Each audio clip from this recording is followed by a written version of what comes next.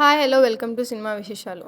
ఇప్పుడు సోషల్ మీడియాలో ఎక్కడ చూసినా ఒక strong discussion Ramayana teaser VFX గురించి ట్రోలింగ్ అండ్ క్రిటిసైజింగ్.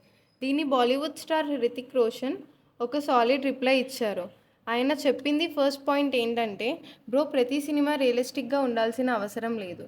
సింపుల్గా చెప్పాలి అంటే రామాయణ, కల్కి 2898 ఏడి, బాహుబలి లాంటి మూవీస్ రియాలిటీని కాపీ చేయడానికి కాదు, మనం ఎప్పుడు చూడని వరల్డ్స్ క్రియేట్ చేయడానికి. సో విఎఫ్ఎక్స్ని జడ్జ్ చేయాలి అంటే ఇది రియల్గా ఉందా అని కాదు, ఇది స్టోరీకి సెట్ అవుతుందా అని చూడాలి. నెక్స్ట్ పాయింట్, ఫిల్మ్ మేకర్స్ని అప్రిషియేట్ చేయాలి. ఎందుకంటే బ్రో ఇలాంటి బిగ్ ప్రాజెక్ట్స్ అంటే చాలా కష్టం, huge budget, year of works, hundreds of technician, చాలా పెద్ద ఎఫర్ట్ ఉంటుంది.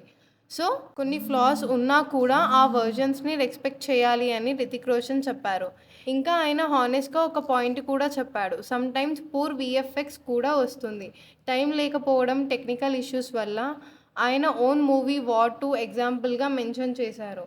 పర్ఫెక్ట్ అని ఏం ఉండదు బ్రో. ఫైనల్గా ఆయన చెప్పింది ఏంటంటే, మెయిన్ ఆడియన్స్కి మూవీ ఏం ఫీల్ ఇచ్చింది అది ఇంపార్టెంట్, విజువల్ కన్నా ఎమోషన్ కనెక్ట్ అయిందా లేదా అది మెయిన్. ఇప్పుడు ఈ ప్రాజెక్ట్ గురించి మాట్లాడుకుంటే, ఈ మూవీని డైరెక్ట్ చేస్తున్నాడు Nitesh Tiwari.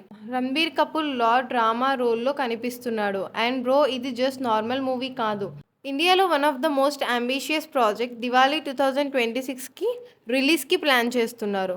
So next time మనం టీజర్స్ చూసి జడ్జ్ చేయాలి అంటే ఒకసారి ఆలోచించండి బ్రో, ఇది రియల్గా ఉందా అని కాదు, ఇది మనల్ని ఒక కొత్త వరల్డ్లోకి తీసుకెళ్తుందా అని. బికాస్ సినిమా అంటే రియాలిటీ కాదు, ఎక్స్పీరియన్స్. అండ్ కొన్నిసార్లు లాజిక్స్ కన్నా ఇమాజినేషన్ ఎక్కువ ఇంపార్టెంట్. ఇలాంటి కొన్ని లేటెస్ట్ అప్డేట్స్ కోసం మన ఛానల్ని సబ్స్క్రైబ్ చేసుకోండి. See you in next video.